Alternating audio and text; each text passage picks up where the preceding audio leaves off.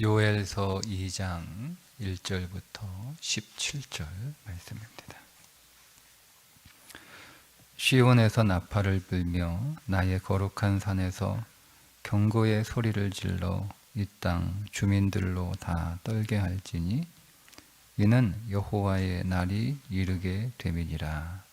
이제 임박하였으니 곧 어둡고 캄캄한 날이요 짙은 구름이 덮인 날이라. 새벽빛이 산 꼭대기에 덮인 것과 같으니 이는 많고 강한 백성이 이르렀음이라. 이와 같은 것이 옛날에도 없었고 이후에도 대대로 없으리로다. 불이 그들의 앞을 사르며 불꽃이 그들의 뒤를 태우니 그들의 예전의 땅은 에덴 동산 같았으나 그들의 나중의 땅은 황폐한 들 같으니 그것을 피한 자가 없도다.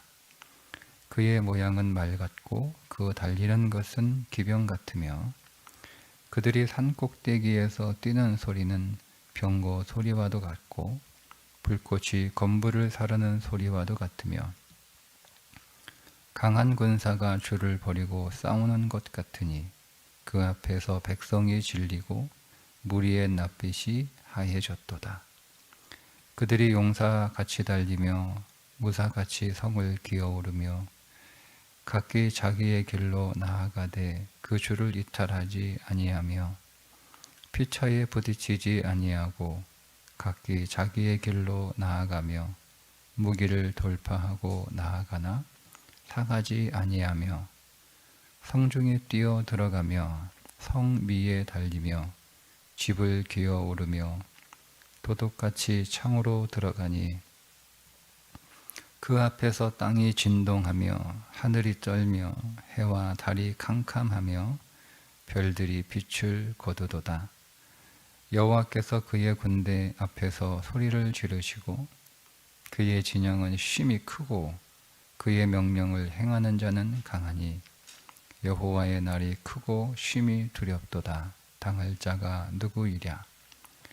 여호와의 말씀에 너희는 이제라도 금식하고 울며 애통하고 마음을 다하여 내게로 돌아오라 하셨나니 너희는 옷을 찢지 말고 마음을 찢고 너희 하나님 여호와께로 돌아올지어다. 그는 은혜로우시며 자비로우시며 노하기를 더디하시며 은혜가 크시사 뜻을 돌이켜 재앙을 내리지 아니하시나니 주께서 혹시 마음과 뜻을 돌이키시고 그 뒤에 복을 내리사 너희 하나님 여호와께 소제와 전제를 드리게 하지 아니하실는지 누가 알겠느냐. 너희는 시온에서 나팔을 불어 거룩한 금식일을 정하고 성회를 소집하라. 백성을 모아 그 모임을 거룩하게 하고 장로들을 모으며 어린 이와 젖 먹는 자를 모으며 신랑을 그 방에서 나오게 하며 신부도 그 신방에서 나오게 하고 여호와를 섬기는 제사장들은 낭실과 제단 사이에서 울며 이르기를 여호와여 주의 백성을 불쌍히 여기소서. 주의 기업을 욕되게 하여 나라들로 그들을 관할하지 못하게 하옵소서. 어찌하여 이방인으로 그들의 하나님이 어디 있느냐 말하게 하겠나이까 할지어다. 아멘. 하나님의 심판의 이 무서움, 그러니까 하나님의 심판은 너무 광폭해서 누구도 그 심판을 막을 수도 없고 피할 수도 없다. 그 심판이 그냥 적당하게 내려지는 심판이 아니라 철저한 하나님의 심판이 임박했다는 거예요. 임박했다는 거예요. 그 심판의 그 무서움에 관하여 요엘은 하나님의 말씀을 쭉 대언합니다. 그게 11절까지의 내용이죠.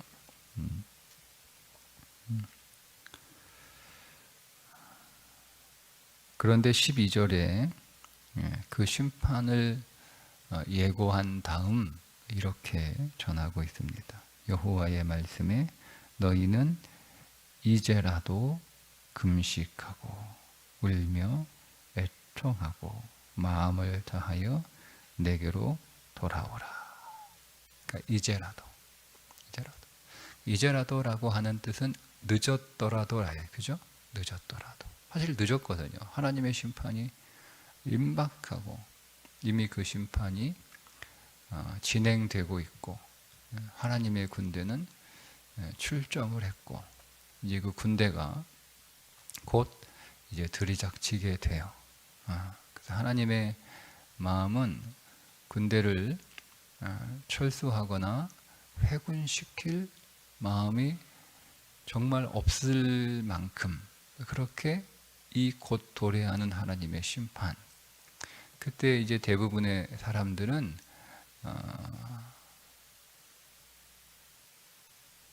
다시 기회가 있을까라고 하는 생각이 커요. 그런 상황이죠. 여러분, 우리가 매우 철저한 그 고난을 당하게 되면 다시 일어설 수 있을까라는 그런 마음이 우리 안에 들 수밖에 없습니다. 그때 우리가 기억해야 될 단어는 이제라도예요. 이제라도. 늦었더라도예요. 늦었더라도. 그 하나님의 마음이 우리가 어떤 것인지를 알게 되면 하나님이 하나님의 백성들을 심판하시는 이 광포한 이 심판조차도 그 백성을 향한 하나님의 사랑이라는 것을 우리가 깨달을 수 있습니다. 그래서 이제라도가 우리 가운데 가능해지는 거예요. 하나님의 백성을 심판하시는 하나님의 마음과 하나님의 백성이 아닌 자들을 심판하시는 하나님의 마음이 달라요. 똑같은 심판인데 하나님의 백성이 아닌 자를 심판하시는 것은 하나님의 공의를 드러내는 것이고 하나님의 백성인 자들을 심판하시는 것은 하나님의 사랑을 드러내시는 거예요. 완전히 달라요.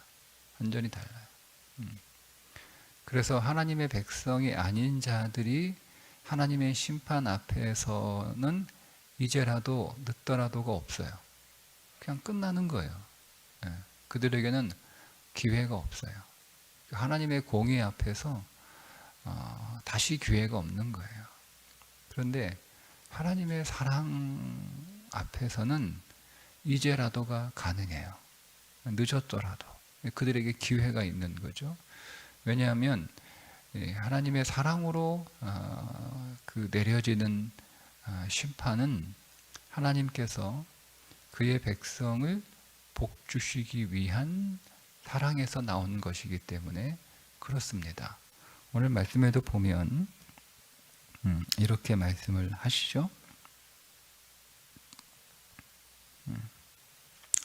14절에 주께서 혹시 마음과 뜻을 돌이키시고 그 뒤에 복을 내리사. 그러니까 하나님의 백성을 심판하시는 것은 하나님은 그들을 복 주시려고 부르신 거예요. 하나님이 복 주시려고 그들을 택하시고 그들을 부르시고 그들을 하나님의 백성으로 삼으셨단 말이에요. 그런데 그들이 하나님이 주시고자 하는 복을 누리지 못하는 거죠. 하나님이 주시는 복보다 세상이 주는 하나님이 주지 않는 그 모든 복들, 그러니까 우상이 주는 복이다 이렇게 우리가 정의할 수 있는데 그 우상이 주는 복이 더 좋고 더 많다라고 생각하고 있는 거예요. 그런데 그 우상이 주는 그 복이라고 하는 것은 사실은 복이 아니라 사망이죠. 여러분, 에덴 동산에서 뱀이 복을 가지고 왔나요? 너희가 저것을 먹으면 하나님처럼 될까 하노라. 이렇게 유혹하잖아요. 그러니까 사단은 야, 저거 먹으면 너한테 좋아. 너한테 좋아. 그 말을 듣고 딱 보면 그 전까지는 그 사단, 그 하나님께서 금하신 동산 중앙에 있는 선악을 알게 하는 나무의 열매는 먹으면 죽는다고 생각했어요. 그러니까 먹으면 죽음이 보인 거예요. 그런데 사단이 와가지고 하나님처럼 될까 하너라. 야, 너 먹으면 좋아. 저거 먹으면 너한테 좋은 거야. 이렇게 듣고 보니까 다르게 보이는 거예요. 먹음직도 하고 보함직도 하고 지혜롭게 할 만큼 탐스럽다. 이렇게 보이는 거예요. 예. 그러니까 우리는 성경이 세상은 사망이다. 이렇게 계속 말씀하시잖아요. 세상은 사망이다. 세상은 사망이다. 세상을 사랑하는 자는 반드시 죽는다. 이렇게 성경이 말씀하고 계셔서 우리가 세상을 이렇게 볼 때 그 모든 세상이 사실은 사망으로 보여야 되는데 하나님만 우리 가운데 말씀하시는 것이 아니라 우리 안에 또 어떤 음성이 들리냐면 우리 안에는 죄가 우리에게도 얘기하죠. 그것은 마치 동산 같았고 애굽 같다 이거예요. 그게 여러분 롯이 겪었던 일이잖아요. 보니까 그게 동산 같았고 그게 에덴 동산 같았다는 뜻이에요. 애굽 같았고 그 소돔이 애굽처럼 보이는 거죠. 애굽은 그 당시 최고로 잘 사는 나라예요. 그러니까 그게 보이는 거예요. 보이는 거예요. 야, 애굽 같은 곳이 또 여기 있네. 소돔이. 그렇게 보이는 거예요. 소돔 가니까 너무 좋은 거예요. 여러분 유목민들은 한 곳에서 정착해서 살 수가 없잖아요. 그 정착한 곳에 풀을 다 먹으면 또 집 다 걷어가지고 양들을 잃고 또 먼 길을 떠나야 되는 거예요. 또 거기에 딱 자리 잡아 풀밭을 만나가지고 그 초목지에서 다시 짐을 내리고 다시 텐트를 치고 또 거기에 또 양을 치다가 또 거기 그 초목지를 다 먹으면 또 다시 짐 싸고 다시 또 다른 곳으로 이동해야 되는 거. 이게 유목민의 삶이에요. 그러니까 여러분은 얼마나 힘들어요. 이사를 매번 해야 되는데 적어도 1년에 한 번씩은 이사해야 되는데 얼마나 힘들어요. 그리고 다른 목초지가 뭐 정해진 것도 아니잖아요. 가면 목초지가 나올지 안 나올지도 몰라요. 그 언제까지 걸어야 되는지도 몰라요. 늘 불안한 삶이에요. 늘 불안한 삶. 늘 걱정이 있어요. 이게 유목민의 삶이잖아요. 그런데 소돔은 그럴 필요가 없어요. 그 힘들고 그 번거로운 그 걱정이 없는 거예요. 너무 잘 사니까. 너무 잘, 뭐 먹을 게 넘쳐나니까 그냥 한 곳에 탁 눌러 앉아서 늘 이렇게 이 집 저 집 월세 살아가던 사람이 이제는 자기 집이 생겨서 이사갈 걱정 안 하는 삶이 얼마나 좋습니까? 그게 이제 소돔과 같은 삶인 거예요. 소돔이 얼마나 좋았겠어요. 야, 이제는 고생 끝이다. 이제는 걱정 없다. 얼마나 좋아요. 근데 여러분 그 소돔의 결론이 뭐예요? 그 죄악으로 물든 독사과였잖아요. 독사과였잖아요. 근데 그 소돔을 쳐들어와 가지고 소돔 사람들을 다 포로로 끌고 갈 때 거기에 롯도 같이 끌려가잖아요. 그게 소돔이에요. 소돔은 화려하고 겉으로 보기에는 편하고 즐거운데 포로로 끌려가는 삶이에요. 포로된 삶이에요. 그걸 아브라함이 군대를 이끌고 쫓아와서 롯을 건져주잖아요. 그러면 소돔이 겉만 번드르하고 좋지 속은 포로된 삶이고 그 속은 사망의 삶이구나 이렇게 알고 다시 하나님 앞에 회개하여 하나님이 정하시는 삶으로 가야 되잖아요. 그죠? 그러니까 롯의 잘못은 하나님 앞에 물어봤어야 되는 거예요. 물어봤어요. 하나님 어디로 가야 되나요? 물어봤어야 되는. 그다음 자기 눈에 보기에 좋은 대로. 이게 모든 죄악의 시작입니다. 자기 눈에 보기에 좋은 대로. 그러니까 우리의 눈에 좋은 건 결코 좋은 게 아니에요. 우리의 눈에 좋은 건 다 사망일 수 있습니다. 거의 대부분 그렇습니다. 그래서 계속 눈을 열어줘야 되는 거죠. 보지 못하면 우리는 그 소돔의 삶의 정체를 깨달을 수 없어요. 근데 또 들어가잖아요. 또 그 소돔 안으로 또 들어가잖아요. 결국 그 소돔은 하늘에서 불이 떨어져 다 망하고 급하게 도망 나와야 돼요. 그 소돔에서 롯이 그동안 수고해서 벌었던 거 다 두고 나와야 돼요. 하나도 두고 못 나와요. 하나도 가지고 못 나와요. 그러니까 이게 얼마나 아깝겠어요, 여러분? 내가 평생 여러분 집에 불이 나는데 빨리 피신해야 되잖아요.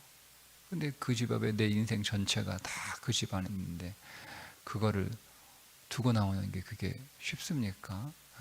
불이 막 번져가지고 집 안으로 불길이 들어왔는데도 사람은요 욕심이 자기 생명보다 하나라도 더 가지고 나가고 싶은 게 사람의 이 욕심이에요. 그러니까 더 챙기다가 롯의 아내가 그거잖아요. 아까운 거 하나도 못 가지고 나오니까 그 뒤돌아봤다는 거예요. 뒤돌아봤다.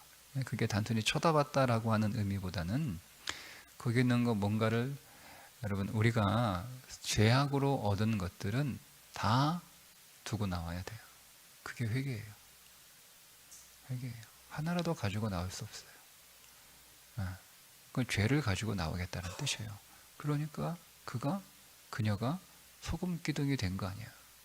된 거 아니야.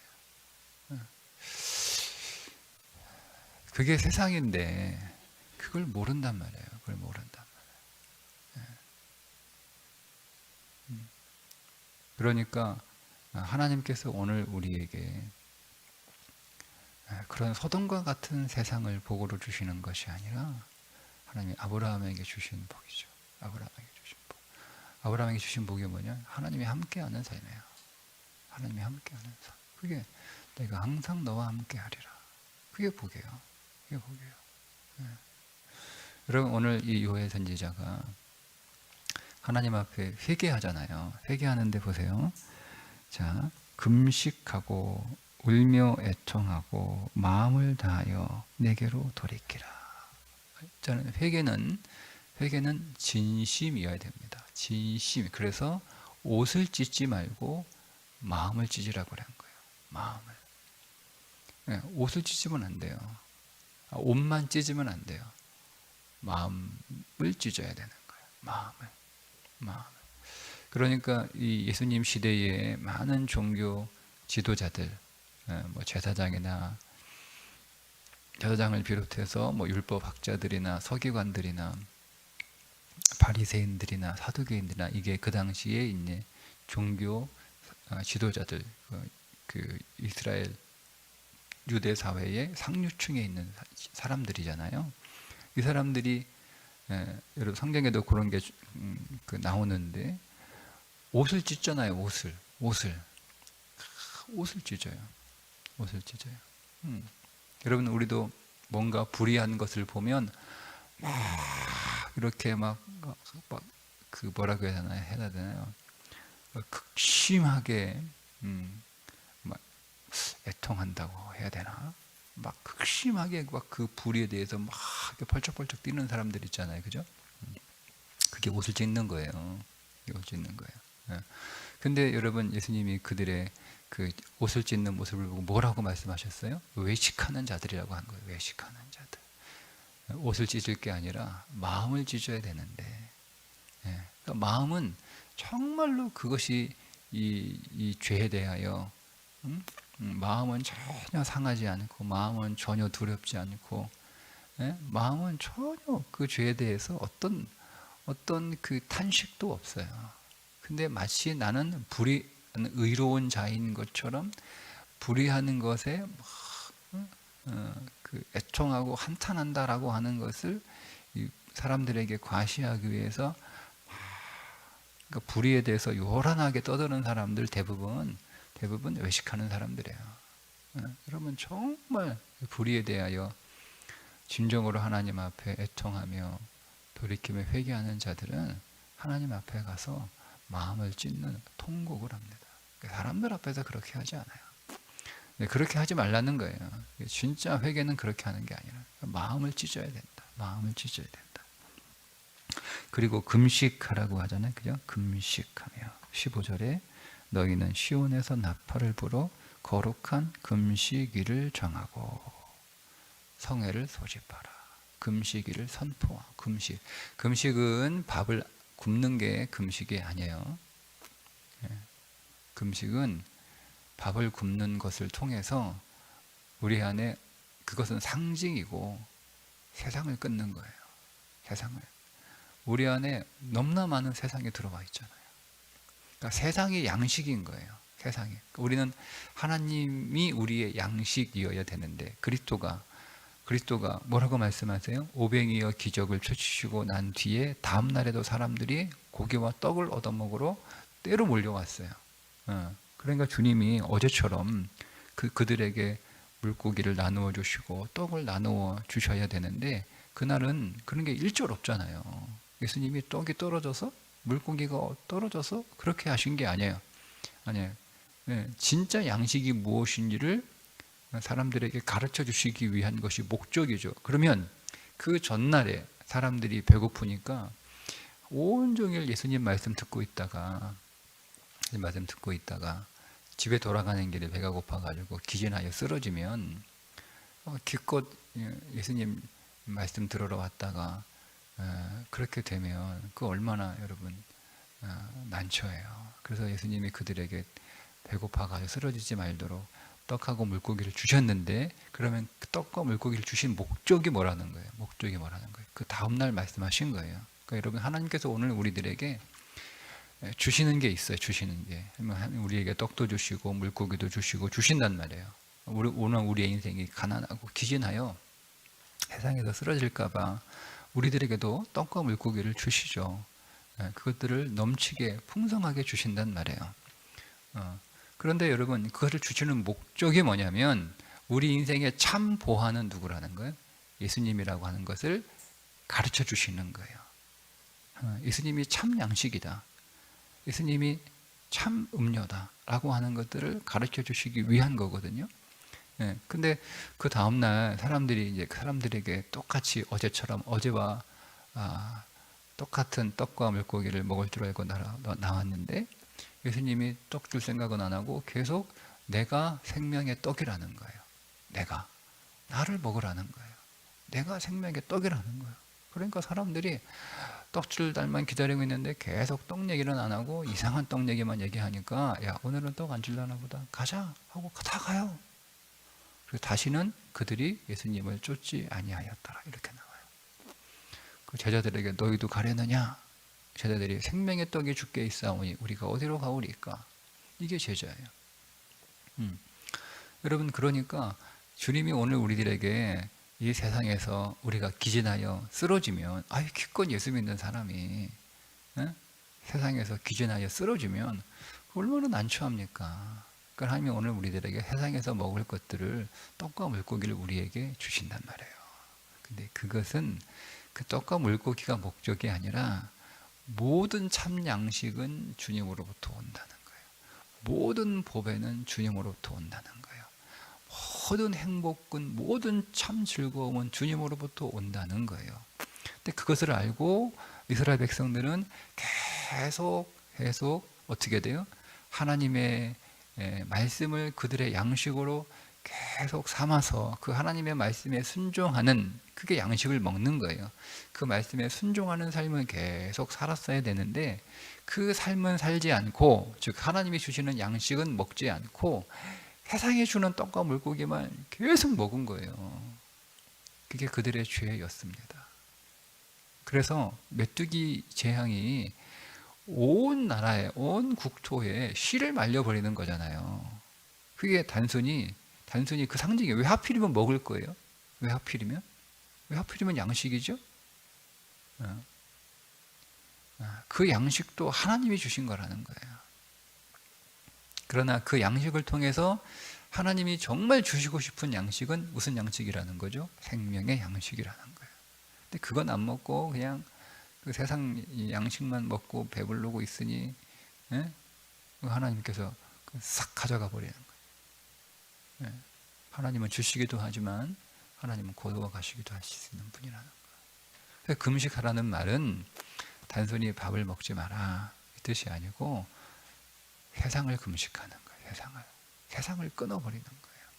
그러니까 우리가 그것을 우리가 밥을 계속 실컷 먹으면서 세상을 끊어버려야지, 여러분, 이렇게 할 수는 없는 거잖아요. 이런 거잖아요. 내가 딴 데 정신 팔지 않고 아주 공부만 열심히 해야지, 시간 낭비하지 말아야지, 이렇게 말은 하면서 계속 핸드폰 만지고 있어. 예. 그거는 금식일 수 없는 거잖아요. 예.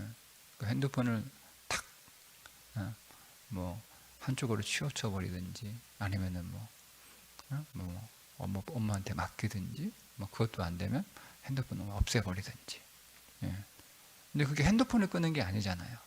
낭비하는 시간을 끊어버리는 거잖아요. 예. 그러니까 우리가 겉으로는 밥을 먹지 않는 금식이라고 하는 그 행동을 취하는 거예요. 그러나 그 본질은 세상을 금식하는 거죠. 그게 어떻게 해요? 마음을 찢으면서 진심으로 끊어야 되는 거예요. 진심으로. 그렇게 끊고 하나님 앞에 울며, 17절에 여호와를 섬기는 제사장들은 낭실과 제단 사이에서 울며. 왜 울어야 되는데, 여러분, 왜 울어야 되는지. 그 우는 것도 여러분 자기 신세가 한탄스러워서 울 수도 있잖아요. 억울해서 울 수도 있잖아요. 두려워서 울 수도 있잖아요. 걱정이 돼서 울 수도 있잖아요. 힘들어서 울 수도 있잖아요. 많은 사람들이 하나님 앞에 나와서 울어요. 자, 일단은 우는 건 중요하고 또 필요한 거예요. 그런데 왜 우냐? 너 왜 우냐? 두려워서 울어요. 걱정이 돼서 울어요. 힘들어서 울어요. 억울해서 울어요. 슬퍼서 울어요. 분해서 울어요. 우리가 여러 가지 우는 이유들이 있어요. 근데 우리가 정작 울어야 될 것이 있어요. 그게 뭐냐면, 왜 우냐? 자, 울며 이르기를 여호와여 주의 백성을 불쌍히 여기소서. 그러니까 내가 불쌍해서 우는 거예요. 불쌍해서. 근데 내가 왜 불쌍하냐? 주의 기업을 욕되게 하여 하나님의 나라를 욕되게 한 내가 너무 불쌍한 거예요. 그리고 우리 하나님의 나라, 하나님의 기업 뭐예요? 그 교회예요. 교회를 힘들게 하는 게 너무 불쌍해서 온 거예요. 교회를 힘들게 하는 나 자신의 삶이 얼마나 불쌍한지 비로소 눈이 열린 거죠. 그게 회개예요. 내가 성도들을 얼마나 힘들게 한 것이 얼마나 내가 불쌍한 삶인지, 여러분, 이게 보여야 되는 거예요. 나라들로 그들을 관할하지 못하게 하옵소서. 나라들로. 다른 나라가 와가지고 하나님이 통치하시는 하나님의 나라가 이방 나라가 와가지고 찝쩍거린단 말이에요. 그게 너무 불쌍한 거죠. 내가 왜 세상의 통치를 받아야 돼? 내가 하나님의 통치를 받아야 되는데. 어찌하여 이방인으로 그들의 하나님이 어디 있느냐 말하게 '야, 하나님 어디 있어? 하나님 있으면 나오라 그래. 야, 하나님 있는데 너 그거밖에 못 사니? 이런 얘기 듣는 게. 그러니까 왜 우냐면 하나님의 영광이 세상에 드러나지 못하기 때문에요. 그러니까 우리가 정말 창피한 거는요, 내가 못 살아서 창피한 게 아니에요. 그러니까 우리는 다 그렇게 얘기하죠. 내가 못 살면 하나님께 영광을 돌리지 못하잖아. 다 그렇게 얘기하는데 그 말의 본심은 내가 못 사는 게 창피한 거야. 내가 못 사는 게 창피한 거야. 여러분, 우리가 정말 부끄러운 건 뭐냐면 내가 조금 못 살고, 내가 조금 부족하고, 내가 조금 잘못 가난해도요, 그게 창피한 게 아니고 하나님의 영광이 세상에서 드러나지 않는 것이 그게 정말 부끄러운 거예요. 그리스도의 삶을 통해서 하나님의 생명이, 하나님의 살아계심이 나타나야 되는데 그게 나타나지 않는 거예요. 여러분, 그게 정말 내가 울어야 되는 이유예요. 자, 그게 금식이고, 그게 회개하는 것이고, 그게 마음을 돌이키는 거예요. 그러니까 이제라도 늦지 않았다는 거예요. 늦었다라고 생각이 되더라도 여러분, 내가 그동안 하나님의 영광을 오히려 어둡게 하는 삶을 막 살았는데, 그 삶을 오래 살았어요. 내가 다시 하나님 앞에 하나님의 영광을 드러내는 삶을 살 수 있을까? 이런 생각이 그냥 영광을 돌릴 수 있다라고 하는 그런 가능성에 대해서는 전혀 우리가 기대할 수 없을 만큼 그런 심각한 내 삶이 어둡더라 하더라도 회개하라는 거예요. 회개. 뭘 회개하라는 거예요? 다시 말씀드려요. 진심으로 회개하셔야 되는데, 세상을 끊고 하나님의 영광이, 하나님의 이름이 내 삶을 통하여 드러나지 못하는 것을 진심으로 애통하며 하나님 앞에 회개하는 삶을 살아가면 뭐가 회복이 돼요? 하나님이 우리에게 원래 주시고자 했던 그 복을 다시 주실 수 있다는 거예요. 근데 그 복이 뭔지 아세요? 그 복이 이렇게 나오죠. 다시 읽어볼까요? 14절, 주께서 혹시 마음과 뜻을 돌이키시고 그 뒤에 복을 내리사. 자, 복 내용이 나와요. 이제 너희 하나님 여호와께 소제와 전제를 드리게 하지 아니하실는지 너가 알겠느냐. 앞에 소제와 전제가 끊어졌다고 그랬죠. 그죠? 하나님의 예배를 안 받으시는 거예요. 하나님의 예배를 안 받으시는 거예요. 그 예배를 안 받으시다가 눈치를 못 채니까 아예 예배를 끊어버린 거야. 야, 너 네가 드리는 예배 안 받아. 너 예배 그런 식으로 드리면 안 돼. 그건 예배가 아니야. 계속 말씀을 하세요. 그러니까 이게 알아듣고, 야, 우리가 잘못된 예배를 드리고, 우리가 욕망의 예배를 드리고, 나를 위한 예배를 드리고 있구나. 이렇게 깨닫고 하나님 앞에 정말 하나님께 영광과 진리로 드리는 예배를 드리는 예배자가 돼야 되는데 못 알아들어요. 하나님 예배를 탁 끊어버려요. 예배를 못 드리게 한단 말이에요. 여러분, 하나님은 예배를 못 드리는 상황을 우리에게 결코 주시지 않아요. 잘 아셔야 되는 거예요. 그러나 하나님은 오늘 우리가 영과 진리로 예배하기를 원하시는 거예요. 하나님이 예배하는 자를 찾나니 영과 진리로 예배하는 자를 찾는다. 왜냐하면 그게 복이거든요. 그 예배를 통해서 우리 가운데 복이 들어오는 거예요. 그런데 하나님께서 복을 내리사 너희 하나님 여호와께서 소제와 전제를 드리게 하지 아니하실는지. 예배를 드릴 수 있도록 하시겠다. 그러니까 우리의 삶을 회복하는 목적이 분명히 있어요, 여러분. 목적이 있어요. 그게 뭐냐? 하나님께 온전한 예배를, 신령한 예배를 드리게 하시려고 내 삶을 회복하시는 거예요. 내 삶이 회복됐는데 사람들이 예배를 회복하지 않아요. 그게 말라기 신앙이에요. 삶은 회복됐는데 하나님의 예배는 회복되지 않아요. 포로에서 돌아왔는데, 그리고 성전도 지으라고 해서 지었는데 예배는 회복되지 않은 거예요. 그러니까 여러분, 우리의 삶을 회복시키는 목적은 하나님이 내 건강도 회복시켜 주시고, 우리의 어떤 삶의 재정적 문제도 해결해 주시고, 삶의 환경도, 관계도, 가정도 회복해 주세요. 그 목적이 뭐냐면 하나님 온전하게 예배하라고 하시는 거예요. 그게 복입니다. 이스라엘 백성이 포로에서 70년 만에 다시 고향으로 돌아온 게 복이 아니고, 그들이 돌아와서 다시 성전을 짓고 그 성전에서 예배할 수 있게 된 게 복이에요. 그 복이에요. 그러니까 여러분, 우리가 하나님 앞에 지금 내가 예배를 드릴 수 있다라고 하는 것, 그래서 요엘이 다른 사람이잖아요. 그는 예배를 기쁨과 즐거움으로 여겼던 사람이에요. 그게 다른 거예요. 그 시대 사람들하고. 다른 사람은 예배를 의무와 책임으로 드렸단 말이에요. 마치 숙제처럼. 그런데 요엘은 예배가 가게에게 기쁨이요. 왜? 그 예배가 복인 줄 알았으니까. 오늘 하나님께서 우리에게 주시는 복은 예배가 회복되는 것이라면, 지금 내가 하나님을 예배드리고 있다면 그게 내가 복 받은 거예요. 그게 내가 복이 임한 거예요. 그래서 감사해야 되는 거예요. 감사해야 돼요. 여러분, 우리가 예배를 별 어려움 없이 내가 마음만 먹으면 우리는 얼마든지 예배 드릴 수 있는 이 좋은 상황에 살고 있는 거잖아요. 여러분, 정말 하나님이 복 주지 않으면 예배 드리기 어려워요. 우리의 마음을 크게 상하게 하시거나 우리의 삶을 크게 어렵게 하시면 예배 드리겠습니까? 우리가 못 드립니다.